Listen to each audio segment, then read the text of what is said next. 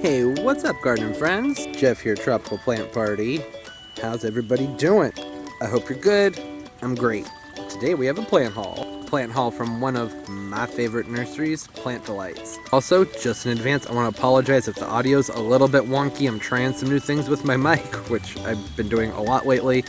And I have an adapter holding my lens on that appears to be making a clicking sound. I won't know if it's audible in this until I edit it, so if that happens, I'm very sorry. So I should start off by saying this is packaged very well. They changed things up a little bit from last year and how they're doing it. They have the airbags in there. I don't know if that's what they're called, but you know, the packing bags with air in them, and have some things wrapped in paper. Some things are in these like cardboard carriers, which is pretty neat. I don't remember them doing that last year. All right, so let's dive on in here, see what we have going on. All right, for starters, we've got a Colocasia. It's looking not that hot, but you know, these just got here, so they've been in their packages for a while. I like the bag method. I do not appreciate packages that come covered in tape. It takes such a long time to unpack them. There it is, Colocasia, Black Goblet. I'm gonna put the stuff up from the website so you can see better representations of these guys. It's a growth a little bit wonky, you could say, but it's been in a box, so it feels well rooted. A little bit on the damp side, but overall a nice plant. This is a really cool variety of Colocasia. It's black and it has like a cupping to the leaves. And I'm pretty excited about this one. I think that the upright growth habit on it is going to look really neat in the center of a pot with lots of fun spillers coming out the sides. It'll be really colorful, and the dark color is going to help draw the eye in. I think this one's going to be pretty cool. Next up, Sempervivum el Toro. One of the things I think is really neat about the Sempervivum is that it's supposed to get pretty darn big. I think is really neat. I had one of these a few years ago, and we ended up having a really bad wet winter. It didn't make it, so I'm pretty happy to get a new one. I always love Sempervivums, especially this one, because it's supposed to get so massive. That large size and darker color on it, I think, is just going to give more of an exotic appeal in the garden. Okay, now let's see what's in the holders. Alright, there's this one, another one, and another one. I kind of like these holders. I'm not sure how easy it's going to be to pull the plants out of them. We will see. These pieces here to help hold the pots in place. And snap those back. And these straps look like they just lift on out of there. Pulled out pretty easily. Okay, now I ordered a few different Sarracenias, so I actually have to get this one out and get to the label to tell you which one this is. Alright, so this guy right here is Sarracenia mardi gras, and remember, these were in winter dormancy, so they still have a lot of size to come up with. This is just their very early spring growth. So all of the Sarracenias, there's a few, at least two. They should put out a lot of new growth. Oh wow, look at that. What a cool flower. That is so neat. So it looks like something from a cartoon. Absolutely beautiful. I love that. And that awesome flower belongs to Sarracenia rosea. This is the variety is called Fat Chance. It's supposed to be kind of large and bulbous and thick and short, like the, what is it? Purpurea. I don't know if it's related. I'm just similar growth to that one. And look at how cool that flower is. I love that. That is so neat. I'll just go ahead and take care of the bog plants altogether.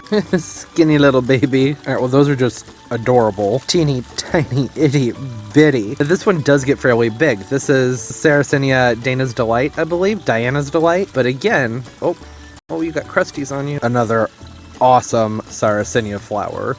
I love the flowers on Sarracenias. You'll notice I'm leaving the plastic on these just because they like to stay moist and I don't really have their setup quite ready yet. So that'll help hold some of the moisture into the pots. Everything else that's not a bog type plant, I'll make sure to unpack them all the way. I'm pretty excited about this one, guys. All right, and this is the last one of the bog type plants. This is Dainas Mescapulia King Henry. This variety is supposed to get very, very massive. I mean, it's already really big. Do you see how big the traps are on this? Most of your Venus fly traps are pretty small. This variety, 1.5 to 2 inches sizes on the traps potentially. I can't remember, but I have all this up there on the screen, so feel free to pause them so you can read the descriptions and see more about them. It's actually already a really decent size considering it probably hasn't been at dormancy for too terribly long. The traps are really big on this guy. That is so cool. Okay, I'm back to the succulents. Probably should have done this right after the other one. But you know, whoops, we're just going with the flow here, having fun unpacking plants. And there it is, Sempervivum, oh my. This variety typically has more of a reddish foliage to it, which that will, you know, happen as this starts to get more sun. Now, one of the reasons I ordered Sempervivums from Plant Delights is because they grow their plants to fit their climate. And you know, they say that these have been growing well for them in their hot, humid southern summers. I'm not as south as them. I'm in zone 6B, but the summers are still horribly hot here. So if these have been doing well for them, that's a really good sign. That's why I wanted to go ahead and scoop these up and potentially hopefully have better luck with these and some of the other Sempervivums that really do not like the hot, wet summers. One of the things I really like about the Oh My is that it has the broader leaves on it that have that nice crispy red color to it. Some of the other red varieties I've tried that have the wider paddle-shaped foliage aren't always as hardy. That's just been my experience. All right. Go ahead and take care of another succulent type plant. I'm kind of dreading this one. I'll explain why I'm dreading it in just a moment. Okay, so this is the opuntia canapa. Opuntia canapa elisiana. This is supposed to be a spineless or spineless type of prickly pear. I'm surprised that it has 2 pads in there. That's pretty cool. The soil is very, very wet, which maybe isn't great for shipping, but I mean, I don't know. I'm not an expert at shipping opuntias. Upon first glance here, it does look like this does still have some of the glaucids. The glaucids are these little hair-like needles that almost like fiberglass, and they're the reason that I don't like opuntias. I think opuntias are adorable, but I can't with the glaucids.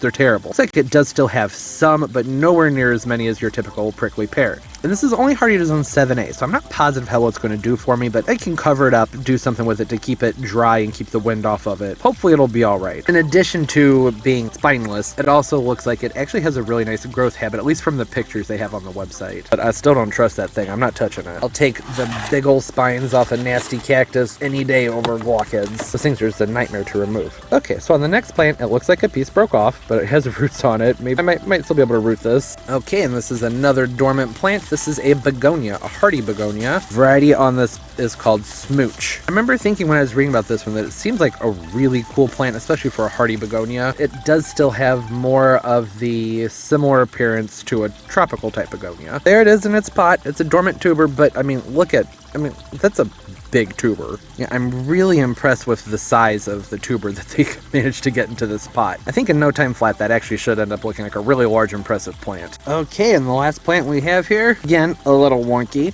That's all right. This is a Hymenocallis Caribe Superstar. And this is really rooted in there very, very well. It's very firm. I can feel the roots are really tight in there, so that's really good. The other plants, the Sempervivums, feel like they're in there really well, so does the begonia. The others were still kind of coming out of dormancy, with the exception of the Colocasia, so I'm not really as hung up on firm the pots feel, because the plants look pretty good. But anyways, back to the Hymenocallis. So this variety is supposed to get really big, really massive, and supposed to have a really kind of interesting looking foliage in the sense that it's either, I can't remember off the top of my head, but it's up here on the screen for you. It's either a darker green or a lighter green. I think it was that it has a darker green foliage on it. I love the appearance of the Hymenocallis when they get nice and big. They look so cool. There's something really just beachy and lush about them. I like the shape of them. They're just neat plants. Okay, and that's all. About 10 plants here. I like the variety and diversity because I have, the Sarracenias, the flytraps, and then the Succulents, the Sempervivums, the opuntia, the Colocasia, then the Hymenocallis, and the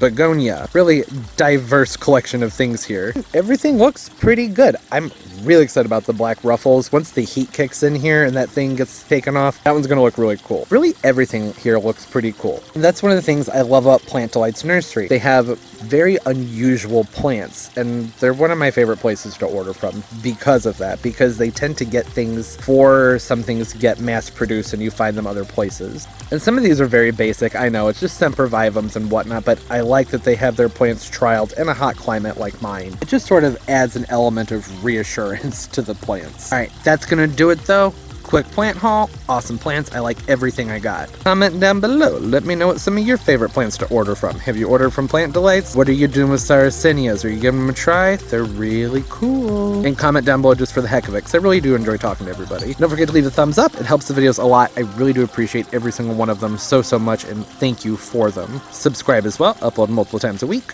I'll link my social media down there below, down there in the roots of the video. Follow me, I'll follow you back, and we can look at each other's plant pictures. Alright, and most importantly, as always everybody, keep on growing.